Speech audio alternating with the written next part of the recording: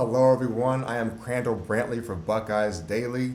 It is officially over. Ohio State over Penn State, 38-14. That was a fantastic second half. That team that were showed up in the second half, if that team could play the rest of the year that way, they're not losing a game. Period. On their schedule, Big Ten title, playoff, they're not losing. There's a lot of football to be played, but that was complete dominance on both sides of the ball. Julian saying that is your Heisman frontrunner. Period. Put on a show. 316 yards. 316 yards, 20 for 23, and 4 touchdowns.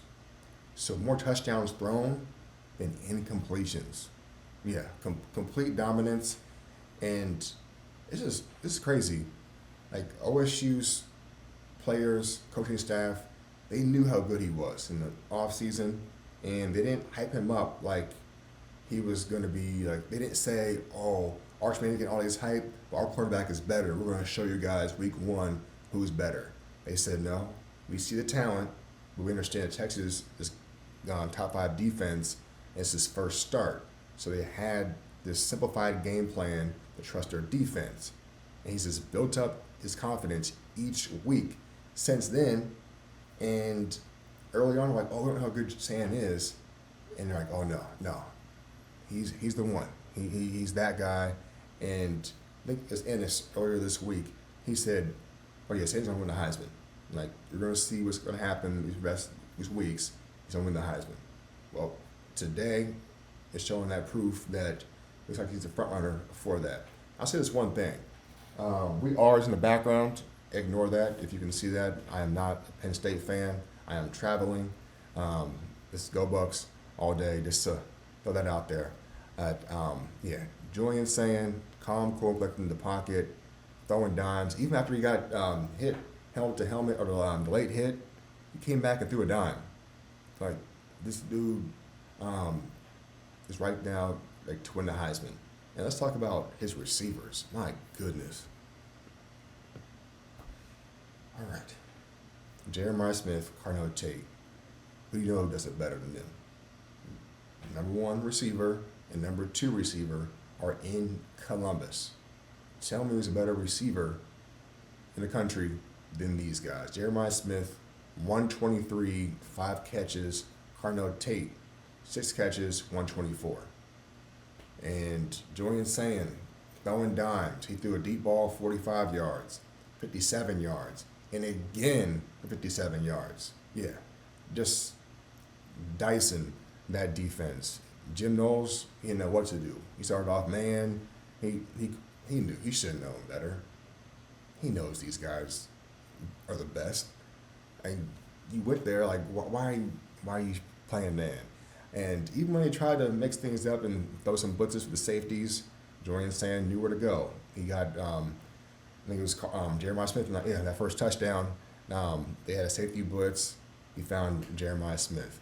And then that one-handed catch in the third quarter to a tip ball. Man, come on. No one's doing that. Yeah, number 4 is different, man. He was built as some robot, man. Like, that's not what humans do. That's what number 4 does. I don't think he's human at this point. He might be he's the LeBron of college football, man. That's just insane what he's doing. And Krandall Tate would be number 1 receiver anywhere else. Yeah, he's wide receiver number 1. He's the second number 1 wide receiver on this team. So, yeah, that's scary. And even Jeremiah Smith said after the game that no one is a better receiving core than this, even included Ennis. Ennis with 44 yards, and he even had that pass interference call forced on him, making plays. The tight ends got involved later on in the game, and I love seeing the run game getting going. We knew what these guys can do. We wanted to see the run blocking get going for this game. Penn State was ranked very low in rush defense. I wanted to see that breakout. Bo Jackson, over 100 yards, 13 carries, getting it done, breaking out some big gains. I'm liking what I'm seeing. Even in short yardage situations, they had Donaldson get a touchdown. They had some first down in short yardage situations. What you want to see from this old lineman? They know they're great in pass blocking. They're getting it done on the run too. I think overall they had they averaged 5 yards a pop from the running game. So that is a great sign to see in November, man. So that part is great. Yeah, right now, Julian Sands has in front runner is the best two receivers in the country, and the offense is only getting better at this point. They're not holding anything back like they were early in the season. This is great. I know Brian Hartline Day felt like this is a revenge game. They're probably feeling very good at this point. Seeing Jim Knowles leave and doing that to it, the Jim Knowles defense, hey, that's something right there. And there's another reason why this is a revenge game for Ohio State. The second half dominance by the defense too. They had something to prove as well with Jim Knowles leaving. I know they wanted to show, hey, you left the number one defense. You thought that we were gonna fall off since you left. Nah, only getting better. Matt Patricia had these guys ready to play. They only gave up 200 yards. Now, a lot of teams are getting up 200 yards in the Big 12 in the first half, first quarter. Only 200 yards the entire game. I think they said that was the lowest since '05 in this game, which sounds hard to believe because Penn State won that game. But yeah, that is an insane stat. Arvo Reese all over the field. I think he had 2 tackles for loss, maybe more.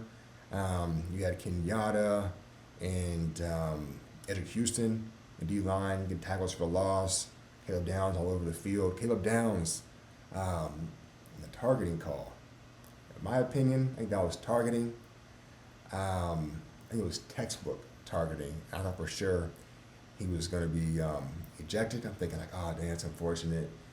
He's in the second half of the next game, but they overruled it and said it wasn't targeting. It was a personal foul, but it was not targeting. Even he was shocked that it wasn't targeting. And then the end of the drive with interception in the back of the end zone. Hey, ball don't lie. So yeah, defense was great, offense great. No one is beating this version of the Buckeyes. Straight up dominance in the second half.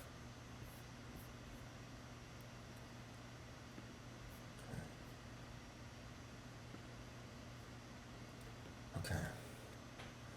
So OSU, we know has been dominant in this show. I'll get to that point. I just want to kind of give a little bit of a recap from the game. The first half, Penn State gets a big gain from Katron Allen, and they're in OSU territory with like 4th and 3. Thought for sure that they're going for it, and they punt. I thought it was sending a bad sign to the team that you're not confident that they can actually win this game. OSU made them pay and scored first drive. Jeremiah Smith. They went up 10-zip, and things are rolling. They actually got a good drive. Penn State had a good drive early second half. I thought it was a key play, 3rd and long. Gronkemeyer, he throws the first down, and OSU didn't blitz.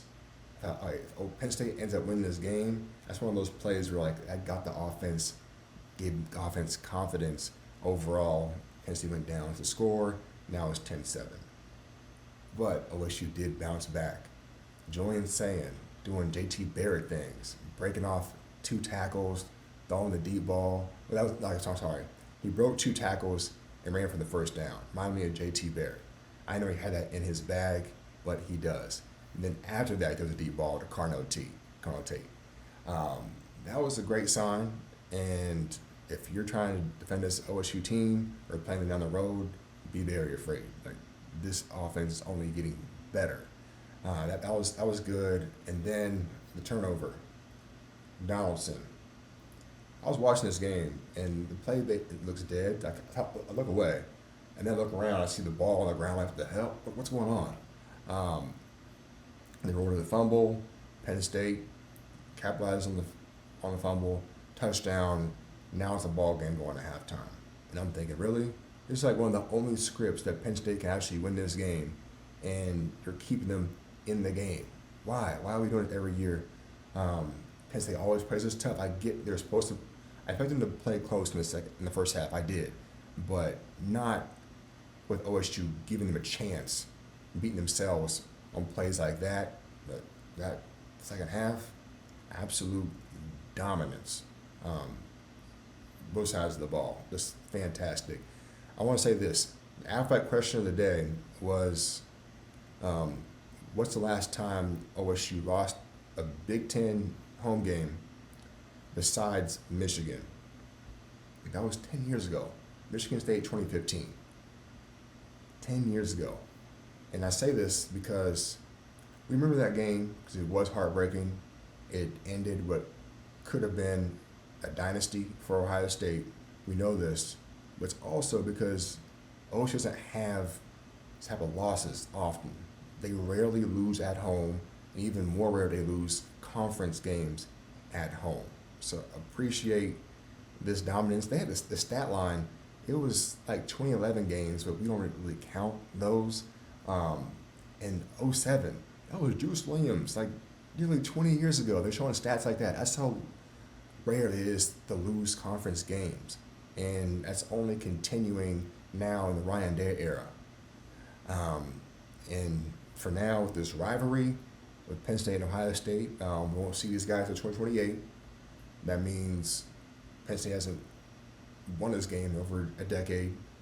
Their last win, they won 2016, not technically a decade yet, but that was the Obama administration.